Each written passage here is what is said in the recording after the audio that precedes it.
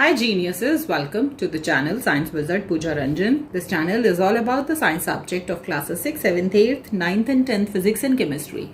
If you are new to my channel, you can subscribe to the channel for more science videos, and if you like the explanation then please press the like button and you can share this video with your friends, family and the classmates.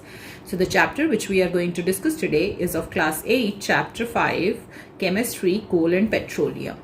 So the first thing we have to discuss about is the natural resources. ठीक है, तो natural resources का मतलब, natural का मतलब कि कोई भी चीज़ जो आपको नेचर से मिलती है, और रिसोर्सेज का मतलब क्या होता है कि कोई भी मटेरियल और सब्सटेंस जो कि नेचर में उपलब्ध है, जिसको कि आप इस्तेमाल कर सकते हैं अपने इकोनॉमिक गेन के लिए, अब कोई भी काम करने के लिए या फिर किसी भी इकोनॉमिक गेन के लिए आप उसको यूज कर सकते हैं.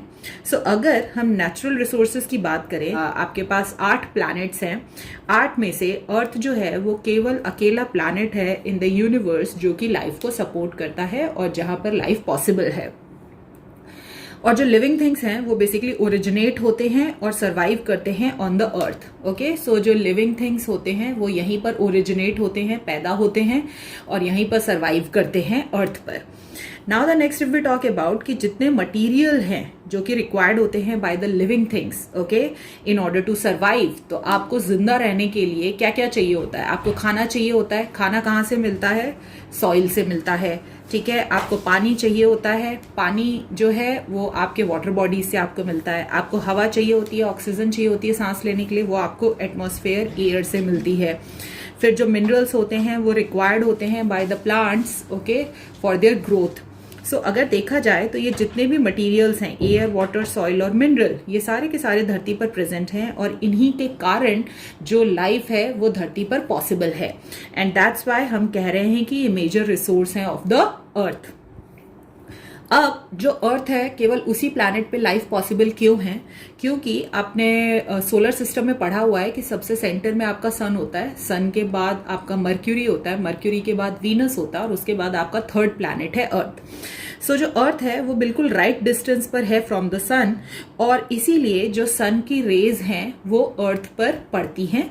और क्योंकि आपको पता है, आपने ऑलरेडी पढ़ा हुआ है कि जो सन है वो अल्टीमेट सोर्स ऑफ एनर्जी है फॉर द अर्थ, मतलब बिना सूर्य की रोशनी के लाइफ पॉसिबल नहीं हो सकती है अर्थ पे.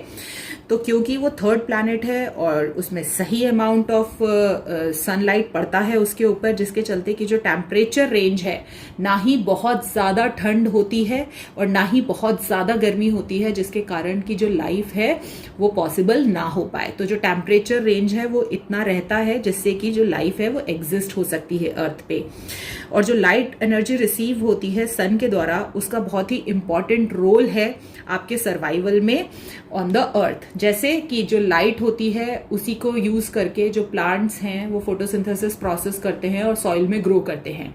वही प्लांट्स जो होते हैं वो ईटन होते हैं बाय द हर्बीवोरस, ओके, और जो ओमनीवोरस होते हैं, और जो कार्निवोरस होते हैं वो हर्बीवोरस को ईट करते हैं, ओके, और जो ओमनीवोरस होते हैं वो भी हर्बीवोरस को ईट करते हैं. तो अगर आप फूड चेन देखोगे तो इसमें अगर सूरज नहीं होगा तो प्लांट्स की लाइफ पॉसिबल नहीं है. प्लांट्स नहीं होंगे तो हर्बीवोरस, कार्निवोरस, ओमनीवोरस कोई भी पॉसिबल नहीं है इस अर्थ पे. तो इसीलिए हम कह रहे हैं कि जो सूरज है उसकी रोशनी जो है वो अल्टीमेट सोर्स ऑफ एनर्जी है ऑन दिस अर्थ, जो कि लाइफ को पॉसिबल करती है. नेक्स्ट अगर बात करें about the utilization of the resource, तो अभी मैंने बताया कि आपके एटमॉस्फेयर में कार्बन डाइऑक्साइड होता है, पानी होता है. आपको पता है कि जो आपकी धरती है वो 3/4 पानी से कवर्ड है. फिर मिनरल होता है सॉइल में, ओके, ये सब जो है वो, और in the presence of the sunlight जो प्लांट्स हैं वो यूज करते हैं इन रॉ मटेरियल्स को, फोटोसिंथेसिस प्रोसेस करते हैं और खाना बनाते हैं. और ये प्रोसेस जो होता है वो जनरली टेक्स प्लेस होता है only in the green plants because of the presence of the green pigment called the chlorophyll. बात करें तो जो एनिमल्स हैं उनको ऑक्सीजन चाहिए होता है जो कि एयर से मिलता है, वाटर चाहिए होता है जो कि वाटर बॉडीज से मिलता है, और फूड चाहिए होता है प्लांट से मिलता है जो कि सॉइल में ग्रो होते हैं. इसके अलावा भी फूड के लिए हम लोग एनिमल्स पे भी डिपेंडेंट होते हैं अदर देन द प्लांट्स. जैसे कि आप जो मिल्क पी रहे हैं, ठीक है, या फिर कोई भी डेयरी प्रोडक्ट है, वो कहाँ से बनता है? वो एनिमल से, ओके, जो मिल्किंग एनिमल्स होते हैं, लाइक काव है, गोट है, बफेलो है, उनसे आप दूध लेते हैं और उसी से डेयरी प्रोडक्ट, बटर, चीज, घी, मक्खन जो भी आप बनाते हैं. प्लस जो नॉन वेजिटेरियन होते हैं they eat the eggs also, okay, जो कि आपको हैन से मिलता है, chicken, fish. Now if we talk about, तो ह्यूमंस को जिंदा रहने के लिए फूड, एयर और वाटर की जरूरत है. Okay, so can we say that कि ये जो फूड, एयर और वाटर है इस धरती पर, वो हमारे लिए एक नेचुरल रिसोर्स है. ओके, जिसको यूज करके हम जिंदा रहते हैं, अपने गेन के लिए यूज कर रहे हैं. So food, air and water is the natural resource on this earth. इसके अलावा जो नेचुरल रिसोर्सेज आपको मिलते हैं धरती में, वो होते हैं रॉक्स. ओके, जो पत्थर होते हैं. ठीक है, तो पत्थर क्या होते हैं? पत्थर जो होते हैं वो बेसिकली बनते हैं मिनरल्स से. तो जब भी पत्थर टूटते हैं, ठीक है, जिसको कि हम वेदरिंग ऑफ रॉक्स कहते हैं, तो पत्थर टूट के एक स्मॉल पार्टिकल में कन्वर्ट हो जाते हैं, जिसको कि आप कहते हैं सॉइल. ओके, सो पत्थरों और सॉइल्स को यूज करके घर बनाए जाते हैं, रोड्स बनाए जाते हैं, डैम्स बनाए जाते हैं. इसके अलावा धरती में आपको बहुत सारा मेटल मिलता है. Okay, in the form of a ore, जैसे आयरन का, एल्यूमिनियम का, कॉपर का, जिसको कि हम यूज करके बिल्डिंग कंस्ट्रक्ट करते हैं, ब्रिजेस बनाते हैं, मशीन्स हैं, व्हीकल्स हैं, एरोप्लेन्स हैं, यूटेंसिल्स हैं. आपके घर में स्टेनलेस स्टील के आप बर्तन यूज करते हैं, एल्यूमिनियम की कढ़ाइयाँ यूज करते हैं. सो ये सब कहाँ से पॉसिबल हो रहा है? उसी मेटल से जो कि आपको धरती में मिलता है. इसके अलावा हम जो फ्यूल यूज करते हैं, जैसे कोयला जलाते हैं लोग, ठीक है, फिर पेट्रोलियम जो है, अब पेट्रोलियम से जो आपको फ्यूल मिलता है वो है बेसिकली पेट्रोल और डीजल, जिससे कि आपकी गाड़ियां चलती हैं. ओके, केरोसिन जो है वो बहुत सारे लोगों के द्वारा यूज किया जाता है स्टोव को बर्न करने में. इसके अलावा नेचुरल गैस होता है, आपने सीएनजी का नाम सुना होगा, कंप्रेस्ड नेचुरल गैस. ठीक है, वो भी यूज किया जाता है कुकिंग के लिए. और आजकल बहुत सारी कारों में जो सीएनजी है वो यूज होता है, बहुत ही रीजनेबल भी होता है. सो खाना बनाने के लिए, गाड़ियां चलाने के लिए, मशीन्स को चलाने के लिए, फैक्ट्रीज में इलेक्ट्रिसिटी प्रोड्यूस करने के लिए भी ये फ्यूल्स यूज किए जाते हैं. आपने पढ़ा होगा कि जो थर्मल पावर प्लांट्स होते हैं, थर्मल का मतलब होता है हीट. ओके, सो वहां पे हीट की मदद से इलेक्ट्रिसिटी प्रोड्यूस होती है, और हीट को जनरेट करने के लिए कोयले को बर्न किया जाता है. तो जब कोयले को जलाते हैं आप, तो वहां पे पानी जो है वो गर्म होता है कोयले की हीट से, और जो पानी है वो स्टीम में कन्वर्ट होता है, और वो जो स्टीम है वो जनरेटर के टरबाइन को रोटेट करता है, और उसके कारण वहां पे जनरेटर जो है वो इलेक्ट्रिसिटी प्रोड्यूस करता है. So other than the air, water, soil and the sunlight, ये रॉक, सॉइल, मेटल्स एंड जो फ्यूल्स मिलते हैं, these are also the natural resources, जिसको कि हम अपने बेनिफिट के लिए यूज करते हैं. सो जो भी नेचुरल मटेरियल हमको इस धरती में मिलते हैं, जिसके कारण कि हम इस धरती पर जिंदा रह पाते हैं, ठीक है, और अपनी जरूरतों को पूरा कर पाते हैं, तो उसी को हम नेचुरल रिसोर्सेज कहते हैं. तो कोई भी ऐसा रिसोर्स जो कि आपको नेचर से मिल रहा है, जिसको यूज करके या तो आप जिंदा रह पा रहे हैं या किसी भी जरूरत को पूरा कर पा रहे हैं. जैसे घर बनाना है, आपने सोफा बनाया होगा लकड़ी से, है ना, आपके डाइनिंग टेबल लकड़ी से बने होंगे. आप एलपीजी गैस यूज कर रहे हैं, वो भी एक नेचुरल रिसोर्स है, फ्यूल, जिससे कि आप कुकिंग कर रहे हैं. सो ये सब कहाँ से मिल रहा है आपको? नेचर से. तो that's why it is called the natural resource. Even जो प्लांट्स और एनिमल्स हैं वो भी लिविंग नेचुरल रिसोर्सेज हैं. क्यों? क्योंकि प्लांट्स और एनिमल्स जो है उनके थ्रू आपको फूड मिलता है, और इसीलिए आप जिंदा रह पाते हैं.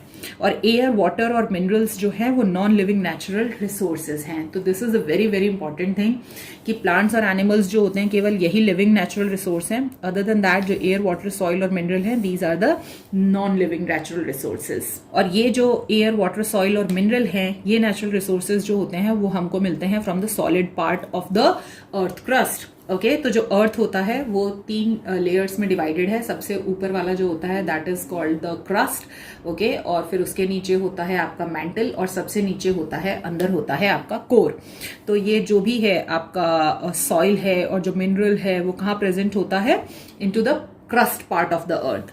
नेक्स्ट, अगर पानी की बात करें तो ये आपको कहाँ से मिलते हैं? वाटर बॉडीज से, like sea, river, lakes, oceans on the earth. और अगर एयर की बात करें तो ये आपको कहाँ से मिलता है? From the atmosphere around you. आपके एटमॉस्फेयर में different type of gases present हैं. सबसे ज्यादा मात्रा में हाइड्रोजन है, नाइट्रोजन है, ऑक्सीजन है, फिर आपका कार्बन डाइऑक्साइड और बहुत सारी गैसेस हैं. तो उसमें से आप जो गैसेस चाहते हैं वो आप फिल्टर करके यूज कर सकते हैं. Next, if we talk about the renewable and the non renewable resources. Okay, अब रिन्यूएबल मतलब कि रिन्यू कर सकते हैं. रिन्यू का मतलब क्या होता है कि जैसे आपके घर में राशन आता है हर महीने, ठीक है। सो आप जो भी है अपना खाना बना रहे हो हर महीने, ठीक है, जैसे ही राशन खत्म होने वाला होता है उसके 5 या 10 दिन पहले जाके फिर से आप लोग मार्केट से वापस वो राशन खरीद के लाके रख देते हो। तो क्या कर रहे हो आप, उसको रिन्यू कर रहे हो, ठीक है। बट मान लो कि आपके घर पे बहुत सारे गेस्ट आ जाते हैं, ठीक है, आप 1 महीने का राशन अपने फैमिली के हिसाब से लेकर आए थे, बट आपके यहाँ पे 4-5 लोग और आ गए, ओके। अब उस केस में आपका जो राशन है उसका कंजम्पशन क्या हुआ, बढ़ गया बहुत ज्यादा, ठीक है। तो अब वो जो राशन आपका 1 महीने में खत्म होना था वो राशन आपका 10 दिन में ही खत्म हो गया, ठीक है। तो अगर कोई चीज, ठीक है, टाइम के साथ रिन्यू नहीं हो रही है तो उसको हम कहते हैं नॉन रिन्यूएबल रिसोर्सेस। सो रिन्यूएबल रिसोर्स मतलब कि खत्म होने से पहले ही वो रिन्यू हो जाती है, और नॉन रिन्यूएबल रिसोर्स मतलब कि वो खत्म जल्दी हो रही है, रिन्यू नहीं हो पा रही है, तो ऐसे को हम नॉन रिन्यूएबल रिसोर्सेस कहते हैं। तो जो हमारा नेचुरल रिसोर्स है, ठीक है, तो उस नेचुरल रिसोर्स को हम डिवाइड करने वाले हैं 2 ग्रुप्स में, एक है रिन्यूएबल रिसोर्स, एक है non renewable resource. Renewable resource क्या होते हैं, जो कि रिन्यू हो जाते हैं, मतलब खत्म होने से पहले वापस जनरेट हो जाते हैं। So renewable resources are those that will either never run out, कभी खत्म ही नहीं होंगे, या फिर those that are replaced with a reasonable period of time through the natural process, ठीक है। मतलब या तो वो खत्म ही नहीं होंगे, और अगर खत्म हो रहे हैं तो जो भी नेचुरल प्रोसेस होते हैं उसके द्वारा वो वापस से रिन्यू कर दिए जाएंगे। जैसे सनलाइट जो है, ठीक है, वो एक ऐसा रिसोर्स है जो कि कभी खत्म ही नहीं होगा, सो इसीलिए हम इसको as a renewable resource consider करते हैं, ठीक है। नेक्स्ट अगर ऑक्सीजन की बात करें तो वो रिन्यूएबल है, क्यों, क्योंकि जो ऑक्सीजन है वो आप यूज कर रहे हैं, ह्यूमन बींग्स के द्वारा यूज होता है ना, और फिर आप कार्बन डाइऑक्साइड एक्सेल करते हैं जो कि प्लांट्स जो है उसको प्रोसेस करते हैं फोटोसिंथेसिस प्रोसेस के द्वारा, और वापस से जब फोटोसिंथेसिस प्रोसेस होता है तो जो प्लांट्स कार्बन डाइऑक्साइड ले रहे हैं वो कन्वर्ट हो जाता है इनटू द ऑक्सीजन, ओके। सो यहाँ पे ऑक्सीजन क्या हो रहा है, आपका रिन्यू हो रहा है, ओके। सो इसीलिए जो ऑक्सीजन आज आप कंज्यूम कर रहे हैं वो रिप्लेस होता है एटमॉस्फेयर के द्वारा as the plant release the oxygen during photosynthesis process. अब ज्यादातर रिन्यूएबल रिसोर्सेज जो होते हैं वो एग्जॉस्टेबल होते हैं, जैसे सन जो है, सन की लाइट एग्जॉस्टेबल नहीं है, खत्म नहीं हो सकती, ठीक है।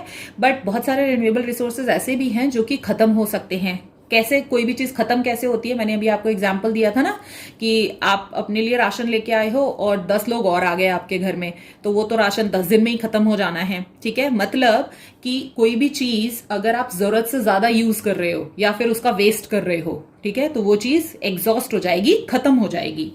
सो अगर हम उसको बहुत फास्टर यूज कर रहे हैं इससे पहले कि वो रिन्यू हो, ठीक है, तो वो जल्दी ही एग्जॉस्ट हो जाएगी, खत्म हो जाएगी। या फिर आप डिस्टर्ब कर रहे हैं natural method of the renewal, ठीक है, तो या तो आप उसको बहुत जल्दी जल्दी यूज कर ले रहे हैं इससे पहले कि वो रिन्यू हो पाए वापस, या फिर आप क्या कर रहे हैं कि वो जो रिन्यूएबल प्रोसेस है, जिस प्रोसेस के थ्रू वो चीज हो रही है, आप उसी को डिस्ट्रॉय कर दे रहे हो। अब जैसे बहुत सिंपल सा एग्जांपल दूं मैं, तो अभी हमने क्या देखा, ऑक्सीजन जो है वो रिन्यूएबल है। ऑक्सीजन रिन्यूएबल क्यों है, क्योंकि प्लांट्स कार्बन डाइऑक्साइड लेते हैं और ऑक्सीजन देते हैं। अब मैं प्लांट्स को कट करती जा रही हूं, है ना, हम मॉल्स बना रहे हैं, बिल्डिंग्स बना रहे हैं, कंपनीज बना रहे हैं। अब मैं प्लांट्स को अगर कट करती जाऊं तो अब लेवल ऑफ कार्बन डाइऑक्साइड तो इंक्रीज हो रहा है ना मेरे एटमॉस्फेयर में, वो प्लांट्स के द्वारा एब्जॉर्ब हो कहां रहा है, क्योंकि प्लांट्स तो कट होते जा रहे हैं। तो उस केस में क्या होगा, जो अमाउंट ऑफ ऑक्सीजन है इन द एटमॉस्फेयर वो धीरे धीरे क्या होने लगेगा, एग्जॉस्ट होने लगेगा, कम होने लगेगा, ठीक है। नेक्स्ट एग्जांपल दूं तो ग्राउंड वाटर जो है वो एक रिन्यूएबल रिसोर्स है। ग्राउंड वाटर कैसे रिन्यू होता है, तो आपने वाटर साइकिल पढ़ा होगा, ठीक है। तो जो भी आपका पानी है इनटू द वाटर बॉडीज वो सन की हीट से इवापोरेट होता है और फिर ऊपर जाके वो कंडेंस होता है और फिर वहां पे प्रेसिपिटेशन प्रोसेस होता है, और जब रेनफॉल होती है तो वहां पर वो जो पानी है वो मिट्टी के थ्रू सीप करके जमीन में नीचे जाता है और ग्राउंड वाटर रिन्यू होता है। बट अब हम क्या कर रहे हैं कि हम पहली चीज की पेड़ काटते जा रहे हैं, जिसके कारण कि जो पेड़ है वो ट्रांसपिरेशन प्रोसेस करते हैं, मतलब रूट्स के द्वारा जो वाटर एब्जॉर्ब होता है, ठीक है, तो वो लीव्स यूज करते हैं अपना खाना बनाने के लिए, और जो भी एक्सेस वाटर होता है वो स्टोमेटा के थ्रू वो इवापोरेट कर देते हैं इनटू द एटमॉस्फेयर, और इसी को ट्रांसपिरेशन कहते हैं, ठीक है। अब पेड़ काट रहे हो तो ट्रांसपिरेशन प्रोसेस कम हो रहा है, जिसके कारण क्या हो रहा है कि जो आपका वाटर है वो वाटर वेपर में कम अमाउंट में कन्वर्ट हो रहा है। उसके कारण क्या हो रहा है कि बारिश जो है वो धीरे धीरे करके क्या होती जा रही है, कम होती जा रही है। Next the very important thing is that कि अब बारिश कम हो रही है और दूसरा हम क्या कर रहे हैं कि जितनी भी मिट्टी वाली जमीनें हैं सबको हम सीमेंटेड बनाते जा रहे हैं। ठीक है, गवर्नमेंट का ये रूल है कि जब भी कोई भी घर बनाया जाता है, कोई सोसाइटी बनाई जाती है, तो उसमें से कम 20 to 30% ऑफ एरिया जो है वो आपको मिट्टी का रखना है, जिससे कि बारिश का पानी जमीन में जा सके। बट मैक्सिमम लोग क्या करते हैं, पूरा सीमेंटेड बना देते हैं, ताकि मिट्टी रहेगी तो कीचड़ होगा और साफ करना पड़ेगा, और फिर वहां पे अपनी गाड़ियां खड़ी कर देते हैं। तो उसके कारण हर चीज अब सीमेंटेड होती जा रही है, तो वहां पे बारिश का पानी आ तो रहा है जमीन पर, बट उसको जगह नहीं मिल रही कि वो धरती के नीचे जा सके। और क्योंकि बहुत सारी जगह पर पानी की बहुत ज्यादा कमी है, तो लोग क्या कर रहे हैं, जमीन के नीचे से समरसीबल करके पंप लगा के जमीन के नीचे जो पानी है उसको यूज कर रहे हैं, क्योंकि बारिश नहीं हो रही है अब ज्यादा, हम पेड़ काटते जा रहे हैं, डिफॉरेस्टेशन हो रहा है। एक तो पहले बारिश भी नहीं हो रही, और जो बारिश हो रही है वो भी जमीन में नहीं जा पा रही, तो उसके कारण क्या हो रहा है कि जो ग्राउंड वाटर है वो जमीन के अंदर नहीं जा पा रहा है, जिसके कारण कि वो रिन्यू नहीं हो पा रहा, और मैं उसको निकाले जा रही हूं। तो पहले तक, कुछ टाइम पहले तक तो ग्राउंड वाटर जो था वो रिन्यूएबल था, बट नाउ वो धीरे धीरे अगर हम ऐसे ही यूज करते रहे तो वापस वो भी एक नॉन रिन्यूएबल रिसोर्स हो जाएगा। ठीक है, आज के टाइम में ये ज्यादा फास्टर यूज हो रहा है ground water before it get renewed, और इसीलिए जो लेवल है ऑफ द ग्राउंड वाटर वो धीरे धीरे नीचे जा रहा है, और थोड़े दिनों में ग्राउंड वाटर जो है वो भी एक नॉन रिन्यूएबल रिसोर्स में काउंट होगा। Next, if we talk about the non renewable resources, तो नॉन रिन्यूएबल रिसोर्सेज वो होते हैं जिनको की बनने में, अब जैसे वाटर साइकिल जो है, ठीक है, वो कुछ डेज या कुछ मंथ्स में हो जाता है। ओके, जो ये ऑक्सीजन लेना और फोटोसिंथेसिस प्रोसेस जो हो रहा है वो एवरीडे अकर कर रहा है बाय द प्लांट्स। ओके, तो जो भी कार्बन डाइऑक्साइड है वो यूज हो रहा है और ऑक्सीजन एक्सेल हो रही है। बट अगर मैं नॉन रिन्यूएबल रिसोर्सेज की बात करूं तो ये वो रिसोर्स हैं जो कि वापस से जल्दी रिन्यू नहीं होते हैं, कुछ दिन कुछ महीनों में वापस रिन्यू नहीं हो रहे हैं। ये इनको रिन्यू होने के लिए सालों लग जाते हैं, कुछ को 100 साल लग जाते हैं, कुछ को 100 साल से भी ज्यादा लग जाते हैं, 1000 साल भी लगते हैं। इसका मतलब कि जो भी नॉन रिन्यूएबल रिसोर्स आज आप यूज कर रहे हैं, हो सकता है वो हजारों साल पहले बना हो, ठीक है, और अब उसको बनने में और 1000 साल लगेंगे। तो अगर मैं उसको फटाफट धरती के नीचे से निकाल के यूज करने लगूं, ठीक है, तो वो तो वापस अब 100 साल बाद ही रिन्यू होंगे ना, एक जनरेशन तो खत्म हो जाएगी। तो उस केस में फिर बहुत सारे लोगों को, आगे आने वाली जनरेशन्स को, उसके लिए इस चीज से बहुत ज्यादा प्रॉब्लम हो सकती है।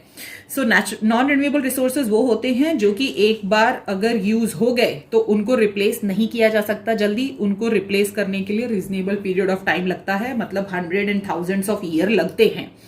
जैसे कि जैसे जो फ्यूल्स होते हैं, जैसे कि पेट्रोलियम है, नेचुरल गैस है, कोल है, ये आपके धरती के नीचे बनते हैं। ओके, और इनको बनने में मिलियंस ऑफ ईयर्स लगते हैं, लाखों साल लग जाते हैं। ये एक नेचुरल प्रोसेस है। इसमें जितने भी डेड ऑर्गेनिजम्स होते हैं, जो डेड प्लांट्स और एनिमल्स होते हैं, वो बरीड होते हैं deep inside the earth crust, और वहां पे due to the high pressure, due to the high temperature and the high pressure and in the absence of oxygen, वो जो डेड ऑर्गेनिजम्स हैं वो डिकम्पोज होते हैं and they convert into these fuels. तो ये प्रोसेस होने में ही मिलियन ऑफ ईयर लग जा रहे हैं। तो अभी जो आप फ्यूल यूज कर रहे हो उसको बनने में 1000 साल लगे हैं, ठीक है। तो अब अगर मैं उसको निकाल के खत्म कर रही हूं फास्ट, तो अब उसको वापस से प्रोसेस होने में 1000 साल लगेंगे। तो इसका मतलब कि मेरी आगे आने वाली जनरेशन्स, अगर मैं उसको खत्म कर दूं तो मेरी आगे वाली जनरेशन्स के लिए फ्यूल भी नहीं होगा। भले कितनी भी बड़ी गाड़ियां बन जाए, बट वहां पे फ्यूल ही नहीं होगा कि वो गाड़ियों को चला सकें। इसीलिए आज के टाइम में अगर आप रोड पे निकलते हो तो देखते हो इलेक्ट्रिक व्हीकल्स जो है वो अब ट्रेंड में आ गई हैं, ठीक, जिससे कि हम फ्यूल को कंजर्व कर सके, बचा सके, ठीक है। इन द सेम वे जो टॉप सॉइल होता है, ठीक है, जो सबसे ऊपर वाला सॉइल होता है जिसमें कि हम पेड़ उगाते हैं, पौधे उगाते हैं, क्रॉप उगाते हैं, वो सबसे फर्टाइल सॉइल होता है, ठीक है, क्योंकि उसमें बहुत सारा ह्यूमस और सब चीजें होता है, बहुत सारा मिनरल्स होता है जो कि प्लांट को ग्रो करने में हेल्प करता है। अब ये जो टॉप सॉइल है, इसको बनने में भी 100 से ज्यादा साल लग जाते हैं। ओके, अब ये अगर इरोड हो जाए, ठीक है। जो सॉइल इरोजन पढ़ा है ना आपने कि जो फर्टाइल सॉइल होता है टॉप मोस्ट लेयर अगर वो पानी के संग हवा के संग बह जाए, ठीक है, तो वहां पे सॉइल की फर्टिलिटी रिड्यूस हो जाएगी, फिर उस केस में ज्यादा प्लांट्स और क्रॉप्स को ग्रो नहीं किया जा सकता है। सो इसीलिए फ्यूअल्स को बचाना है हमको, ठीक है, क्योंकि ये हजारों सालों में बनते हैं। टॉप सॉइल जो है इसको बनने में भी 1000 साल लगते हैं। सो ऐसी चीजें जिनको बनने में 1000 से ज्यादा साल लगते हैं, जो कि जल्दी रिन्यू नहीं हो सकती हैं, उनको हम नॉन रिन्यूएबल रिसोर्स कहते हैं। और इसीलिए सॉइल इरोजन, आपने एक सुना होगा कि सदगुरु के द्वारा एक मूवमेंट चला रहे हैं सेव सॉइल। ओके, क्यों? क्योंकि जिस ढंग से फर्टाइल सॉइल कम हो रहा है, तो आगे आने वाले 20 साल 25 साल के बाद हमारे पास इतना भी सॉइल नहीं बचेगा। पॉपुलेशन कॉन्स्टेंटली बढ़ती जा रही है, और अगर सॉइल आपके पास फर्टाइल नहीं होगा तो आप क्रॉप्स कैसे उगाएंगे? सो जितनी भी पॉपुलेशन है उसका 40 to 45% पॉपुलेशन का ही पेट भरा जा सकेगा, बाकी लोग भूखे मरेंगे। सो इसीलिए ये बहुत बहुत जरूरी है कि हम लोग इस चीज पे ध्यान दें। And one of the main reason of the erosion of topsoil is the deforestation. Plants को कट करने से जैसे कुछ नॉन रिन्यूएबल रिसोर्सेज जो होते हैं, जैसे मेटल्स हैं, उनको तो वापस यूज कर सकते हैं। जैसे मेटल का मैंने अगर कुछ अभी बनाया है तो वापस से मैं उसको प्रोसेस करके कुछ और बना सकती हूँ, तो वो अगेन एंड अगेन यूज हो सकते हैं, रिसाइकल हो सकते हैं। ओके, बट जैसे सॉइल है, जो फ्यूल है, उनके लिए ऐसा नहीं हो सकता। सो इसीलिए बहुत जरूरी है कि ये जो रिसोर्स हैं इनको कंजर्व किया जाए। सो इसके बारे में मैं आपको नेक्स्ट वीडियो में बताऊंगी। Till then take care, bye bye.